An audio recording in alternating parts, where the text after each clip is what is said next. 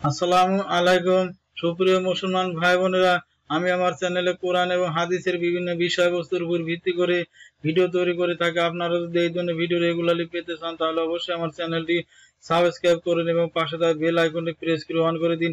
সুপ্রিয় মুসলমান ভাই বোনেরা, এখনকার আলোচনার বিষয় হচ্ছে ওযু ব্যতীত কুরআনুল কারীম স্পর্শ করা যাবে কিনা, যদি করা যায় তাহলে তার বিধান কি, সে সম্পর্কে আমরা বিস্তারিত জানবো। আপনারা যদি এই সম্পর্কে জানতে চান তাহলে ভিডিওটি শুরুতে শেষ পর্যন্ত দেখুন। তাহলে চলুন শুরু করা যাক ভিডিওটি। ওযু ব্যতীত মুসহাফ স্পর্শ করা অথবা এক স্থান থেকে অপর স্থানে নেওয়ার বিধান কি এবং ওযু ব্যতীত কোরআন তেলাওয়াত করার বিধান কি? উত্তর, জমহুর অধিকাংশ আহলে বাইতের ইলমের নিকট ওযু ব্যতীত মুসহাফ স্পর্শ করা জায়েজ না। 4 ইমামের ফতোয়া এটাই। নবী সাল্লাল্লাহু আলাইহি সাল্লাম এর সাহাবীগণ এ ফতোয়া প্রদান করতেন। আমর ইবনে হাজম রাদিয়াল্লাহু আনহু থেকে বর্ণিত একটি সহিহ হাদিসে এসেছে যা গ্রহণ করতে কোনো সমস্যা নেই। নবী সাল্লাল্লাহু আলাইহি সাল্লাম ইয়ামানবাসীদের নিকট লিখে পাঠান, পবিত্র সত্তা ব্যতীত কেউ কোরআন স্পর্শ করবে না। সনদের বিচারে হাদিসটি যায়ীফ। এই হাদিসের একাধিক সনদ রয়েছে যার একটি অপরটি দ্বারা শক্তিশালী হয়। অতএব ছোট বড় উভয় প্রকার নাপাকি থেকে পবিত্রতা অর্জন ব্যতীত কোনো মুসলিমের পক্ষে মুসহাফ স্পর্শ করা বৈধ নয়। অনুরূপ এক জায়গা থেকে অপর জায়গা স্থানান্তর করা বৈধ নয়। যদি স্থানান্তরকারী নাপাক হয় তবে কোনো আড়ালের মাধ্যমে স্পর্শ বা স্থানান্তর করা বৈধ, যেমন গিলাফের উপর থেকে স্পর্শ করা বা থলির ভিতর বহন করা ইত্যাদি। আড়াল ব্যতীত সরাসরি কুরআনুল কারীম স্পর্শ করা জমহুর আহলে ইলমের নিকট বৈধ নয়। হ্যাঁ, মুখস্থ তিলাওয়াত করা বৈধ।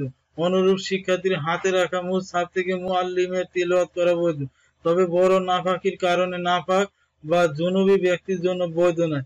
নবী সাল্লাল্লাহু আলাইহি সাল্লাম থেকে প্রমাণিত, জানাজা তথা গোসল ফরজ ব্যতীত কোনো অবস্থা নবী সাল্লাল্লাহু আলাইহি সাল্লামকে কোরআন তেলাওয়াত থেকে বিরত রাখতেন না।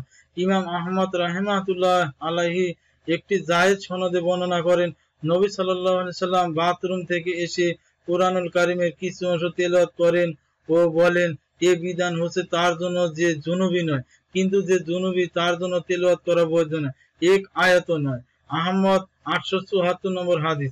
জুনুবী ব্যক্তি মুসহাফ দেখে কিংবা মুখস্থ কোনো ভাবেই গোসল ব্যতীত কোরআন পড়বে না। আর ছোট নাপাকের কারণে নাপাক ব্যক্তি কোরআন মুখস্থ পড়বে কিন্তু স্পর্শ করবে না। এই মাসালার সাথে আরেকটি মাসালা সম্পৃক্ত, আর তা হচ্ছে হায়েজ, ঋতুমতি ও নিফাসের নারীদের কুরআনুল কারীম তেলাওয়াত করার বিধান। তাদের কুরআনুল কারীম তেলাওয়াত করা বৈধতার ব্যাপারে আহলে ইলম দ্বিমত পোষণ করেছেন।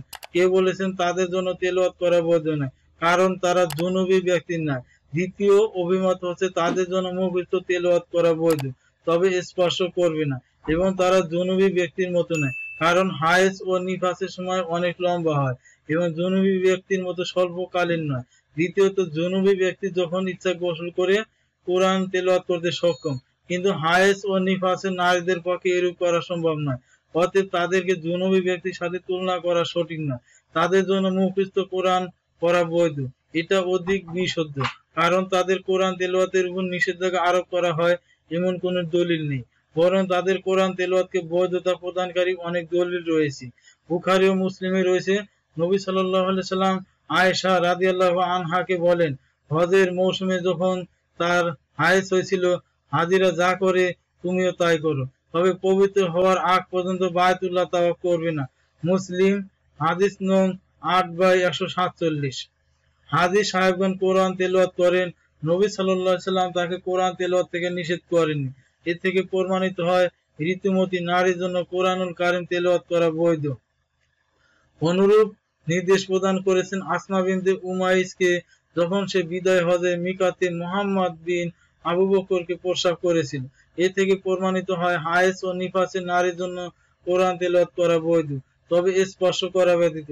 পক্ষান্তরে ইবনে ওমর রাদিয়াল্লাহু আনহু থেকে বর্ণিত হাদিস, সেখানে নবী সাল্লাল্লাহু আলাইহি সাল্লাম বলেছেন, হায়েজ ও জুনুবী ব্যক্তি কোরআনের কোনো অংশ তেলাওয়াত করবে না।